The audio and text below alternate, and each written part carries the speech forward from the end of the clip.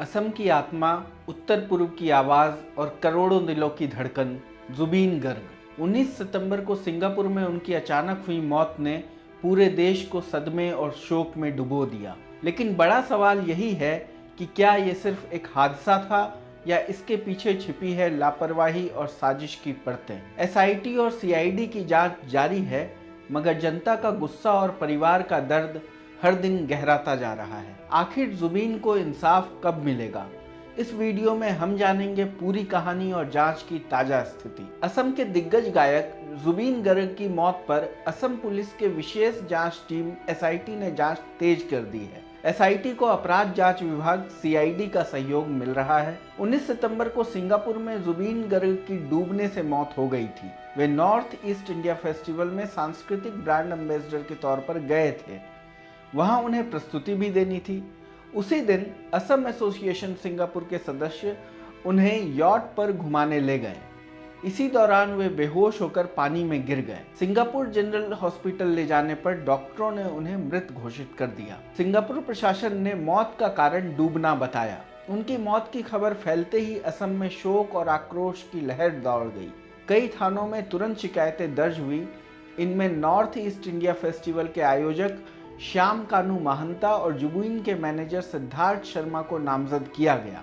आरोप लगाया गया कि लापरवाही और मिसमैनेजमेंट के कारण मौत हुई।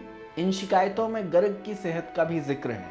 उन्हें 2022 में मिर्गी का दौरा पड़ा था और सिर पर चोट लगी थी। उनकी पत्नी गरिमा सैकिया गर्ग ने बताया कि वे दवा ले रहे थे और अंतिम बार उन्हें 2024 अगस्त में दौरा पड़ा था, यानी लगभग 1 साल से उन्हें कोई दौरा नहीं पड़ा था। जनता का एक वर्ग मानता है कि आर्थिक लाभ के लिए गर्ग का शोषण किया जा रहा था। भारी जन दबाव में असम सरकार ने एसआईटी बनाई। एसआईटी का नेतृत्व सीआईडी के विशेष डीजीपी एमपी गुप्ता कर रहे हैं। इस केस में महंता, शर्मा और अन्य पर आपराधिक साजिश, हत्या जैसे अपराध और लापरवाही से मौत का मामला दर्ज किया गया है। इस हफ्ते जांच में तेजी आई। सोमवार को संगीतकार शेखर ज्योति गोस्वामी और आयोजक अमृत प्रभा महंता से कई घंटों तक पूछताछ हुई। मंगलवार को उप पुलिस अधीक्षक संदीपन गर्ग सीआईडी के दफ्तर पहुंचे। वे भी उस यॉट पर मौजूद थे जहां हादसा हुआ। उनकी गवाही को अहम माना जा रहा है। सीआईडी सूत्रों ने बताया कि अब तक नॉर्थ ईस्ट फेस्टिवल से जुड़े 10 लोगों से पूछताछ की जा चुकी है। सभी को दोबारा बुलाया जा सकता है। अब एसआईटी 2 पहलुओं पर फोकस कर रही है। पहला, क्या गर्ग की मौत के वक्त फेस्टिवल आधिकारिक रूप से शुरू हुआ था, और दूसरा, याट पर हादसे से पहले और बाद की सही क्रोनोलॉजी, यानी घटना के घटने का क्रम क्या था। उधर जुबीन की पत्नी गरिमा ने बयान जारी कर कहा कि यह साफ लापरवाही का मामला है। उन्होंने पूछा कि जब जुबीन कमजोर नजर आ रहे थे तो उन्हें पानी से बाहर क्यों नहीं निकाला गया। जनता के गुस्से का मुख्य निशाना 2 लोग हैं, श्याम कानू महंता और सिद्धार्थ शर्मा।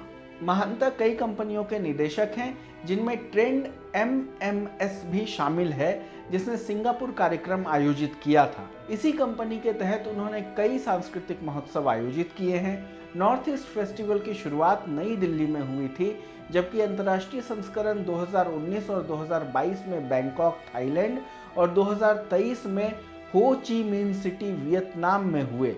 2025 का संस्करण सिंगापुर में होना था। हमारी जानकारी के मुताबिक इन आयोजनों में संबंधित देशों में भारतीय दूतावासों का सहयोग भी आयोजकों को मिलता रहा है। कंपनी गुवाहाटी में असम सरकार के सहयोग से रंगाली फेस्टिवल भी आयोजित करती है। महंता एक प्रभावशाली परिवार से आते हैं। उनके बड़े भाई भास्कर ज्योति महंता असम के पूर्व डीजीपी और वर्तमान में राज्य के मुख्य सूचना आयुक्त हैं। एक अन्य बड़े भाई नानी गोपाल महंता गुवाहाटी विश्वविद्यालय के कुलपति रह चुके हैं। इससे पहले वे असम सरकार के शिक्षा सलाहकार थे और फिलहाल आदर्श विद्यालय संगठन के अध्यक्ष हैं। इन्हीं रिश्तों को कांग्रेस ने मुद्दा बनाया है। मुख्यमंत्री हेमंत बिश्व शर्मा ने भी जनता के दबाव को देखते हुए कहा कि अगर सरकार जुबीन को न्याय नहीं दिला पाती है तो लोग 2026 के विधानसभा चुनावों में भाजपा को वोट न दें। उन्होंने फेसबुक लाइव में महंता और शर्मा को चेतावनी दी कि वे 6 अक्टूबर को सीआईडी के सामने पेश हों और असम की जनता का सब्र न आजमाएं। सरकार ने ऐलान किया कि महंता और उनसे जुड़े संगठनों को अब राज्य में कोई भी कार्यक्रम आयोजित करने की अनुमति नहीं दी जाएगी। साथ ही उन्हें सरकारी वित्तीय अनुदान, विज्ञापन या प्रायोजन से भी ब्लैकलिस्ट कर दिया गया है। इस पर असम कांग्रेस अध्यक्ष गौरव गोगोई ने सवाल उठाया कि पुलिस ने अब तक दोनों को गिरफ्तार क्यों नहीं किया और उन्हें 6 अक्टूबर तक की मोहलत क्यों दी। उनका आरोप है कि भाजपा सरकार महंता को बचाने की कोशिश कर रही है क्योंकि उनके दिल्ली और दिसपुर के भाजपा मंत्रियों के करीबी संबंध हैं। दूसरे आरोपी सिद्धार्थ शर्मा 2014 से गर्ग के मैनेजर रहे हैं। वे 2021 में registered Zubeen Garg music LLP में गर्ग के सहभागीदार भी हैं।